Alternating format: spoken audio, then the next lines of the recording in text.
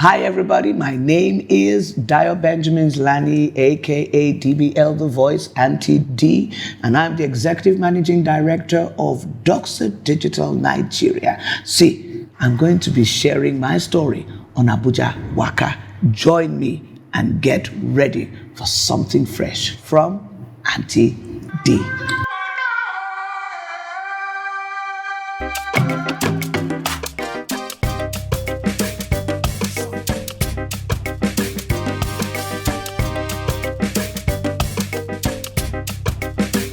Hi there, welcome to another exciting edition of our show, Abujawaka. Like you know it, Abujawaka is a platform that brings to you stories, amazing stories of people, residents here in the city of Abuja. And guess what, guys? On the show today, I've got somebody really amazing. I must say she has one of the interesting stories of how she got to the city of Abuja, and I know you would like to hear about it. She has so many sides to herself. She's an entrepreneur, she is a compere with a commanding voice. If you hear her speak, you know what I'm talking about. She's also a pastor of the church. She's everything you can think about. She's a mentor to a lot of young ladies. She's no other person than Mrs. Dayo Benjamin, popularly known as Auntie D or Auntie Dayo. My name is Dayo Benjamins Laniyi, and today my message is simply, you've got the power. Thank you so much, and it's a pleasure to be here.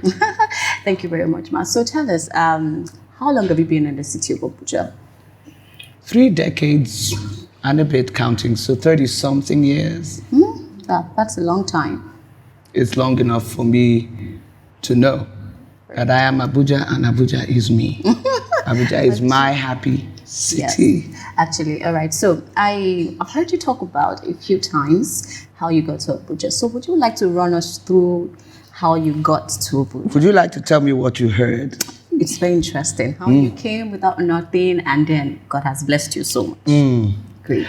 All right, I actually came here for youth corps. Youth service brought me to Abuja. Prior to that, I think I'd had 2 visits to Abuja. One was, I don't remember what year that was, but when Agra Hotel was the only hotel of reference in Abuja. I came here, that was for the commissioning of the National Center for Women's Development, then called the Mariam Babangida Women's, I can't remember what center. And then after that, I returned for a program, the first Holy Ghost service or something with Redeemed Christian Church of God in Abuja.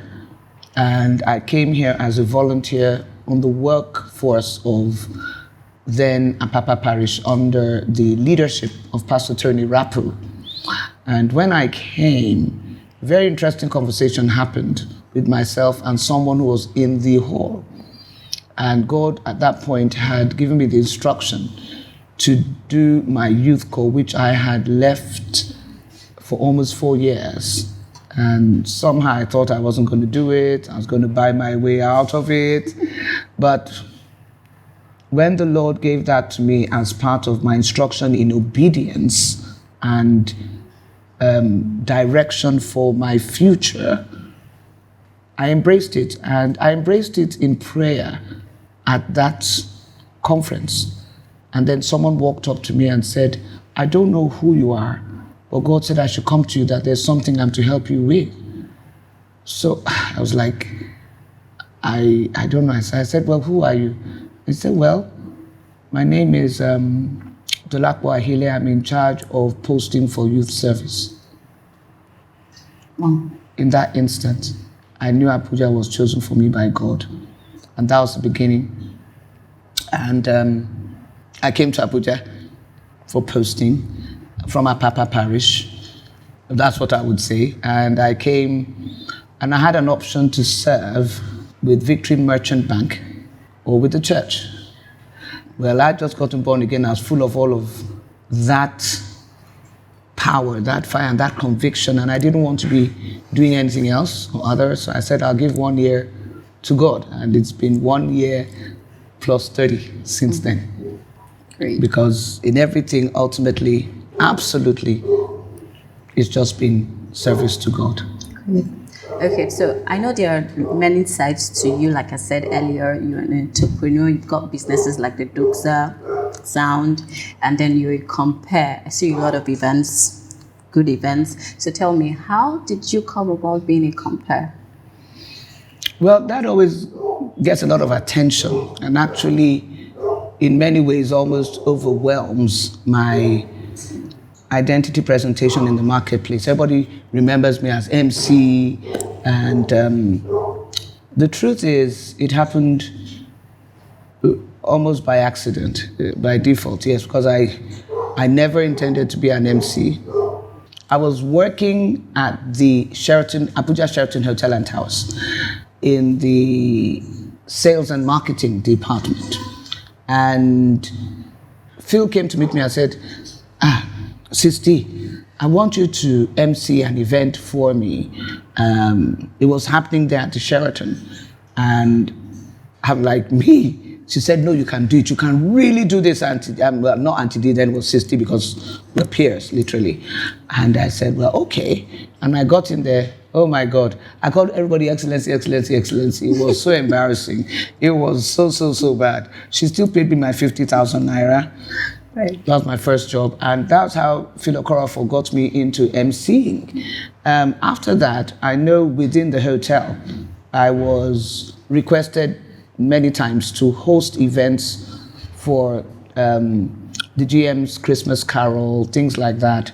And that evolved into what the MC-ship is today. And so I've just very organically evolved, never seeking to be an MC, not even to this day.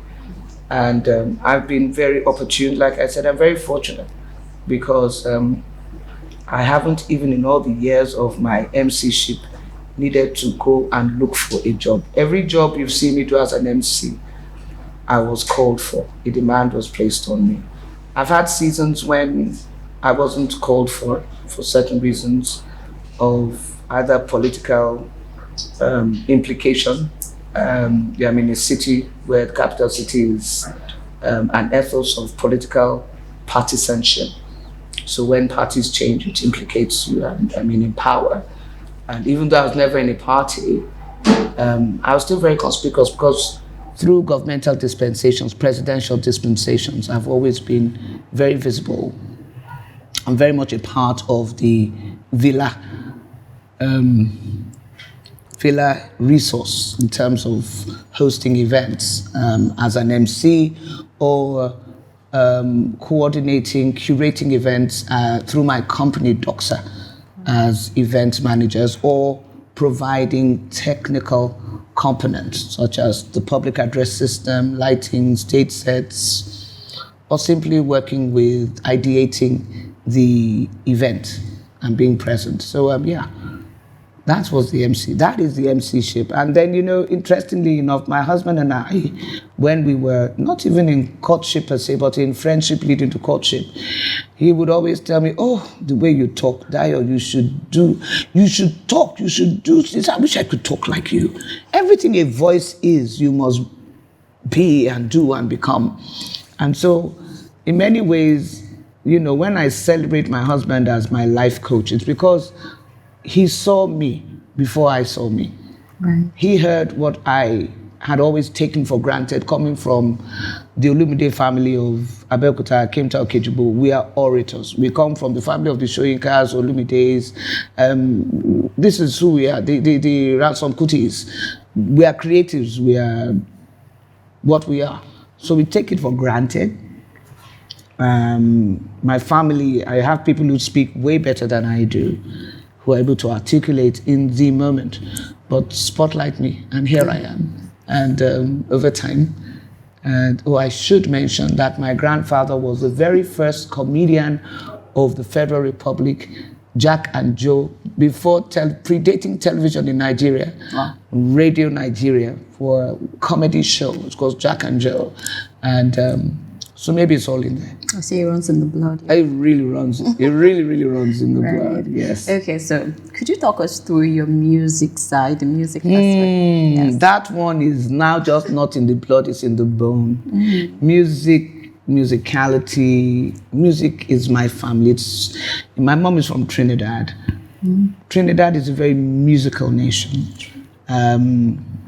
My dad, like I said, my parents, the Olumides, very musical family. Very, very musical. That we haven't yet erupted into the music scene somehow with the genes, somehow or the other. It will happen, I think, with my children, because where my children are all going, everything music, music, music, even though they're in school. Yeah. But I'm seeing some things happen. So very soon, we will all know that I'm the mother of KVV and, champion and the rock star. And my daughter does beats. So, yeah, it's in the blood. Wow. But so the music for me, I was in the jazz, like I do the jazz international. I host the International Jazz Day. I used to do jazz predating my getting born again in university, in school. Jazz 38 with the iconic, legendary, still living legendary Tunde Kuboye, the husband of late Frank Kuboye. And I grew up with music, sound of music. All of the musicals on records before we even went into the cinema to watch them. I've always been a musical person, and because my voice has an interesting timbre to it, it always kind of got attention. I went to a school where musicals were very much a part of the ethos and the culture, Corona, and every year we had like an opera show, and I performed as Oliver in Oliver Twist. When I was in St. Louis, I was also very much a part of the music ethos of the school with Sister Galgani. For those of us who are from St. Louis, Ibadan, you can't miss Sister Galgani. She was our music teacher. I wasn't compliant with learning how to play, but I was always a voice for solos. And then there was in Queen's College as well. Yeah, I was Mrs. Akpata, myself, also working with that musically. And then I left, I got into university, and I got into the jazz club scene. So I was Cave, for those of us who are from Ibadan, Cave Club, Okule. Yeah, that was, some nights we even had Professor Balanle Aware there with us. It was, so music has always, my husband, the first time he saw me singing. So I always even the business we're into was from singing anthems.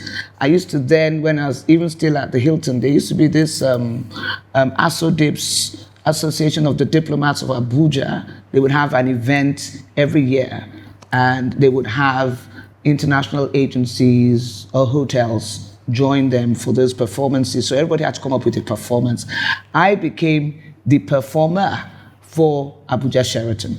And from there, I was invited to perform national anthems at embassies. And it was when I went to the Embassy of the Royal Netherlands to perform their national anthem that the equipment I was using failed to work, the microphone.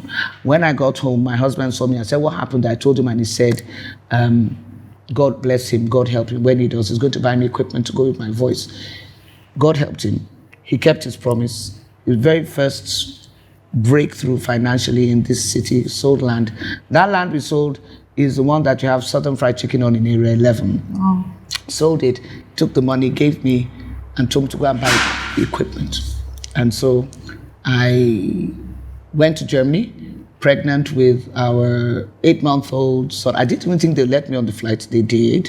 And that was Doxa. Mm-hmm.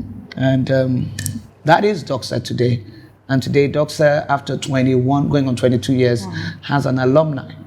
And we have an alumni of people in the creative industry, in the events, technical support and management industry of this country. And Nigeria's #1 mayor system line array sound engineer was my #1 engineer that I trained into that assignment, Emeka Michael. Pro Sound, Pro Audio Sound today. That is Emeka. Emeka is my son. And along with him, I have a whole genealogy and prodigy of sons, and all from Abuja. TY Mix, Gospel on the Beats. All these are my sons. These are people that we invested into, and I'm so I feel so privileged. I'm so humbled and blessed, and I'm grateful to God that these are people we invested into and are here with us today. And in the gospel, oh yes, I have Raquel and Dotun Igila. And, when I talk about them, you're talking about an expression which for me is like out of my belly, literally out of my navel, flows rivers of living melodies, songs, hymns, celebration, and beats. My children don't do gospel music yet, but what they sing is still good news. Yes. Thank you. Okay, so speaking about business, would you like to tell us how you broke into the business here in the city of Abuja? Aside from Duxa, what other businesses do you do? Well, it started, like I said, as a voice and a husband investing in his wife. Mm-hmm. So we simply broke in through the audacity of faith and the confidence of a husband choosing to believe in his wife. Mm-hmm. And to invest in her gift and calling, which is why I encourage men to do just what my husband did. My husband is a pharmacist. He didn't buy himself a car. He didn't take that money and hide it from me. In fact, I was involved in the whole negotiation and everything. And then he took it and gave me. Mm. I almost literally feel, I'll be 26 years in marriage this year, that my husband sacrificed all of himself for me. Because, even his pastoring is not a pastor. We're businessmen. We're business people. We're entrepreneurs. My husband and I, at the heart, that's just what we are. But because of me, again, he had to marry the pulpit. I was so full of the gym. I still am. And to get me, he just had to marry. He'd never even heard of Daddy Gio before, which I thought was scandalous. I didn't even know if he was really born again without knowing. I was like, you can't be for real. If you don't know Daddy Gio, are you born again? And he was like, who is that? I don't know him, but I thank God because I married my husband. I married a man, one, who is confident with God. He doesn't need to be a clone of anything out there. He knows how to serve with a very sincere sense of service and commitment to godliness, to righteousness. He knows how to raise others up by not being seen. Mm. Nobody sees him when they see me. That's right. But all they see that they see me doing is directed by him. And I honor and celebrate him like this because I wouldn't be the me I am. My family didn't even, like I said, we took it for granted. It was my husband who told me, Dayo. Then he doesn't just see me as a voice. He doesn't just see me as, a creative out there doing what you do. No. He sees me as an entrepreneur. He sees me as a businesswoman. He sees me as the president of nations, corporate institutions, and he doesn't need to be seen. Mm. And so it was in that same light, with that kind of dedicated commitment to what he could see, that he started building me up into business. Building me up in terms of wisdom. You must be able to speak. He would tell me, I don't presume, he tells me, how do you comport yourself when you go out? How do you do this? When you stand like this, when you're going to speak, don't take things for granted. I'm not saying it's easy. It's not all chikuchi. But I've learned that if God could use him to direct all these years of my life, when will I start to know it better than what God has given him to know for me? His standards for me keep getting higher. Sometimes it can be very challenging. But he's refused to let go of that. And every time he makes me stretch, I come out a more beautiful me, a better version of myself, a more trusting me with God, and a more wiser me with people. Because my husband was the one that had to teach me to know that people will hurt me, will offend me, and people don't need to like me for me to be who I have to be and do what I have to do. I'm grateful for that training. That training has proved to be a total lifesaver. So everything we kept pushing. One day I was invited by Julius Berger, actually, to go with them to meet their client. The client was the Babangida's late Excellency, Mariam Babangida. They needed an events manager for the first Babangida wedding.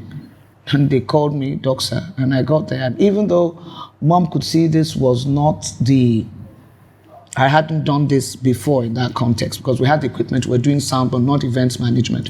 What she did, such an amazing wise woman, she still insisted that you handle certain things. I should MC, I should do that. And to this day, I'm still the household MC of the Babangidas. And that has extended to a great connection, sisterhood, and faith, belief, How do you combine being a pastor and the other sides to you? Oh, I'm not a pastor, I'm the pastor's wife. Oh, okay. But then I say you go and poop it. Yes, again, my husband would encourage me to minister, but yes, now I am an ordained pastor. Right. Ordained assistant pastor. Because for some people, they're very particular that I'm not yet a full pastor. But in the public domain, I'm fully ordained by the grace of God. That's why people like you say, she's a pastor. And then I ask people, what do you think makes me a pastor? Do you know it's just because you share, you counsel, you engage people with a human face, with a humaneness, that they call you a pastor. Right. So yeah, how do I combine it all? Yeah. I just trust God and I go. I take it, I take it every day as I go. It's like pay as you go. It's grace as I go. Mm-hmm. Because if I tell you I know, I don't know.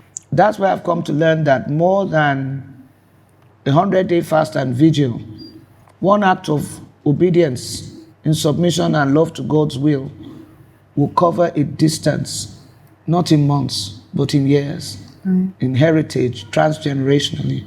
I've learned to invest in those kind of things. I've learned to invest in obedience. I've learned to invest in brokenness and repentance. I've learned to invest in sincerity and truth. I've learned, God, please make me a better version of myself, loving people, embracing all, not being judgmental, not dividing or deciding who I extend this or that to.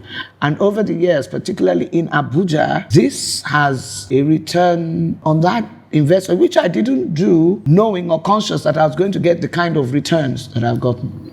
But I'm beginning to see everything is rolling over on itself. Yeah. I meet people every day. You did this or you met me, or I don't even know. I don't remember faces that well, to be sincere.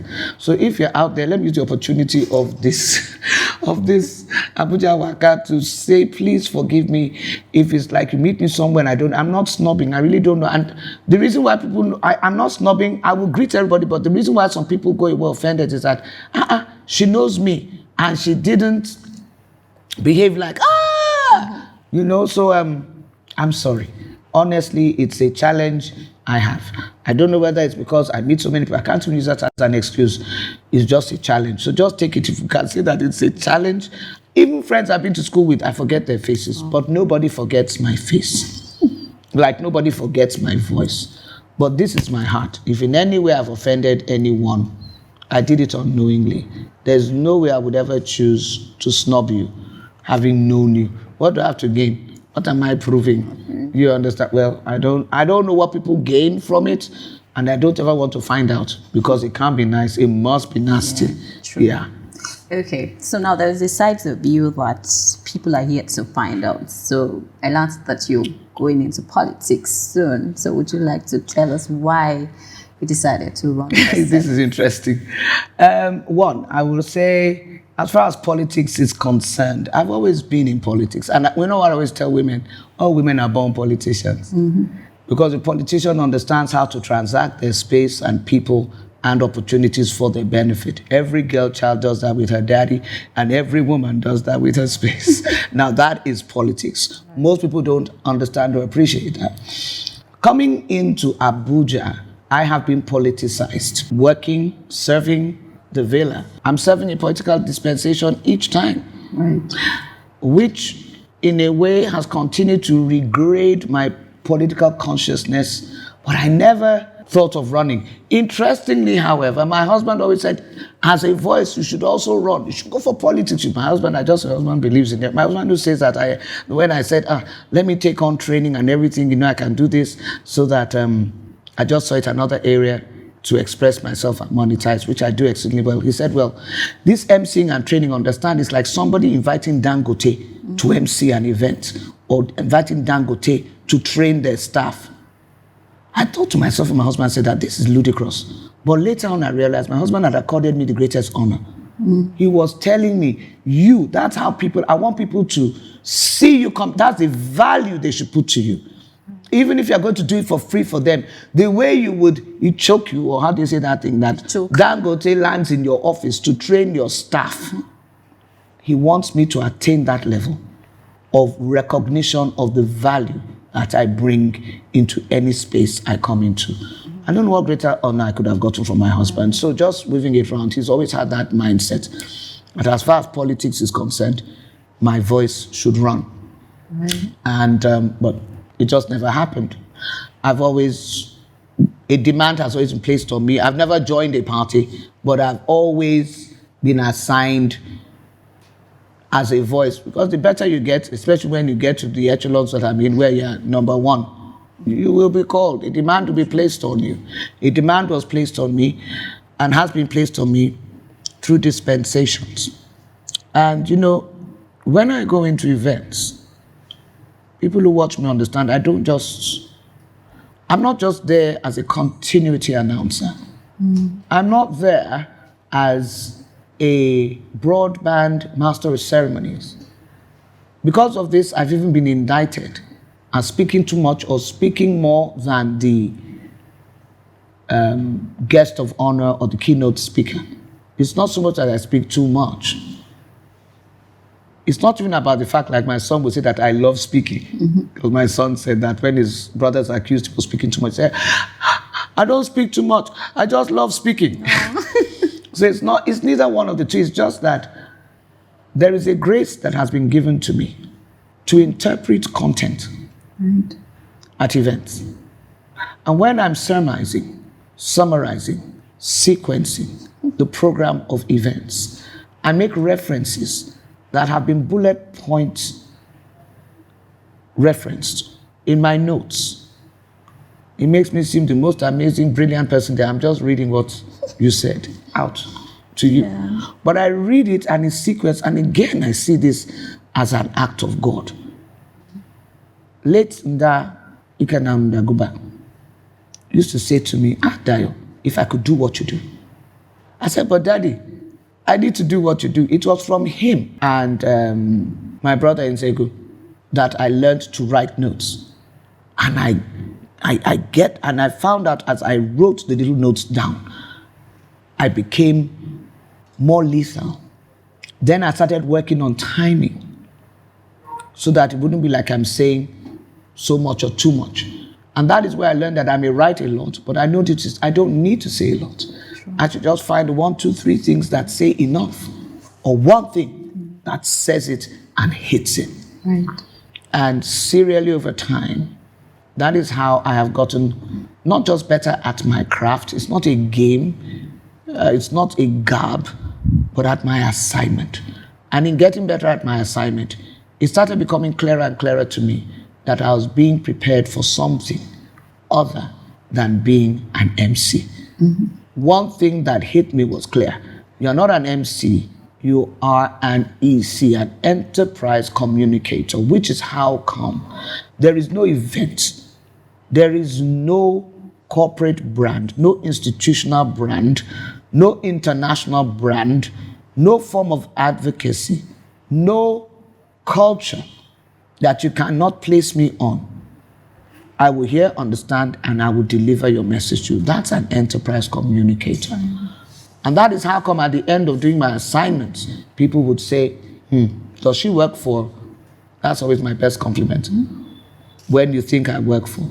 So coming through all this process, it still didn't hit me that I was going to run. But I knew I had become so politically attenuated that the apolitical space, I had to engage it, which I did with the last elections. And I did a lot of work for the EU, for the UN Women, all of that space. And then I came into last year, 2021. Interestingly enough, we also opened our Lagos office fully. I was doing a lot of movement between Lagos and Abuja. And somewhere in all of that movement, when you're in the center of Abuja, it's a different environment, ethos, from being in Lagos and Southwest. And being there, something started happening to me. And one of my sons, I call him a political son here, said, Mama, I'm so happy that you're in Lagos. Because your people need to know that you are not a traitor to the cause of the Southwest. We in Abuja know you are detribalized. We know you are for everyone. But at home, in your father's house in Ogun State, I don't know that they know this. You need to align yourself, not so much with political sentiments, but become part of that space. So it started to kind of open me up to thinking, and I was even thinking I'll register in Lagos and all of that.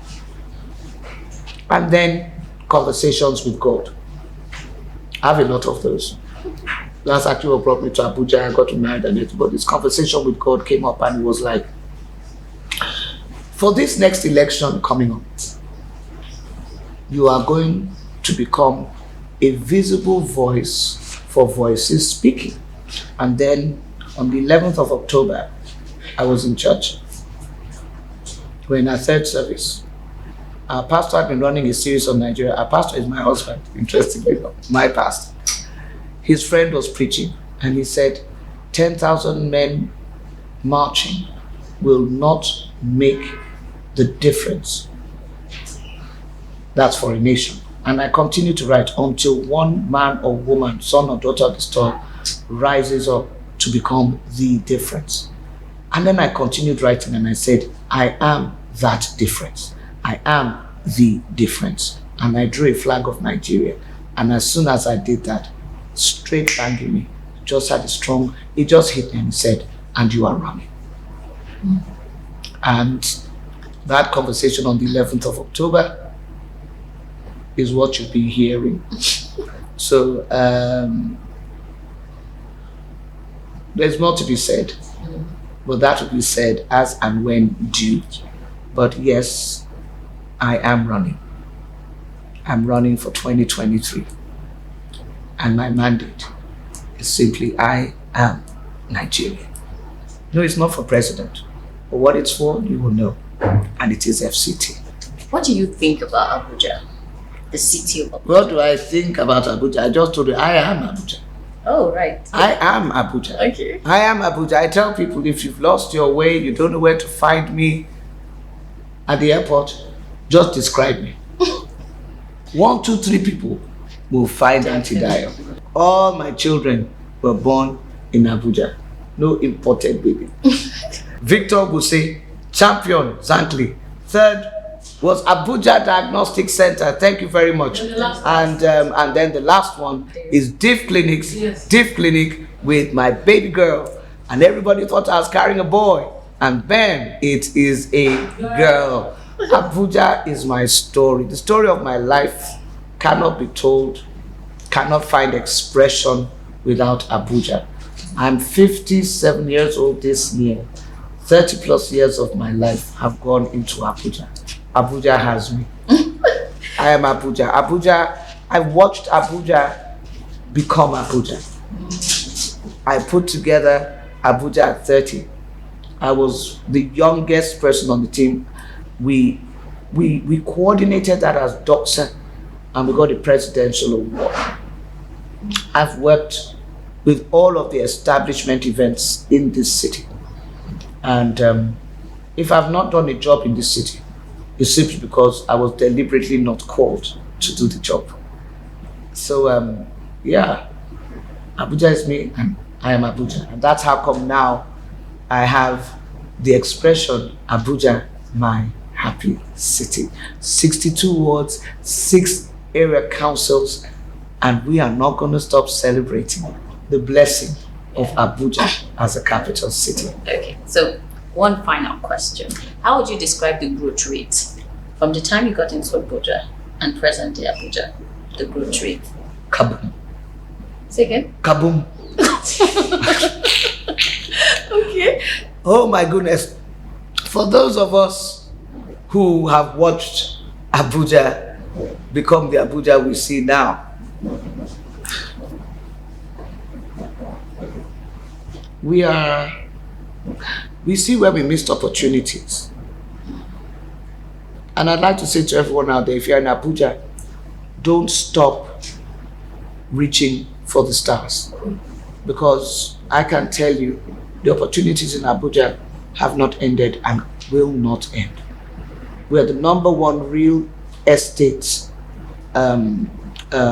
nugget niche. I know people talk about Banana Island being the highest return real estate investment on the African continent. But Abuja, as a city, is number one. The development here, the opportunities here for the youth. I came here as a youth corporate, and I am the testimony of a youth corporate. I've not been employed into civil service, none of that. I've worked with entrepreneurship. I've worked with hospitality. I'm still there today. I'm in the community of faith. I'm working with the youth. I'm at the government secondary school level.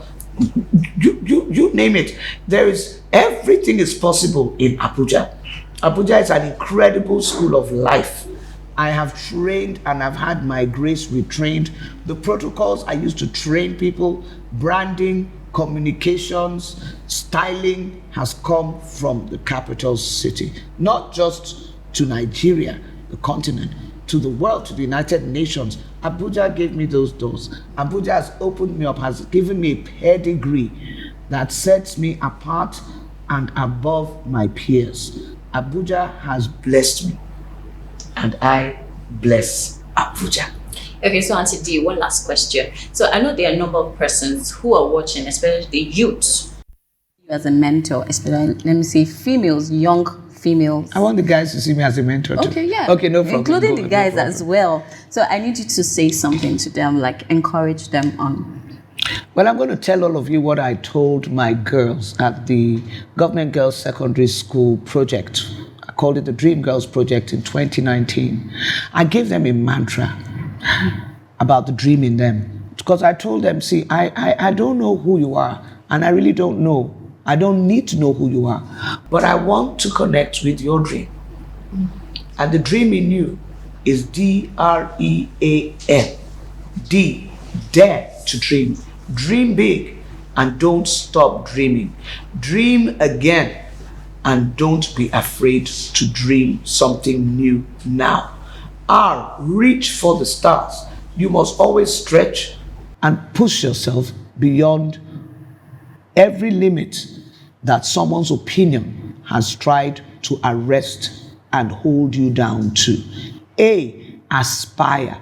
Always aspire for higher. There is something higher in you. There's always a better version of you than the bitter things that have happened to you. Aspire for higher and understand this.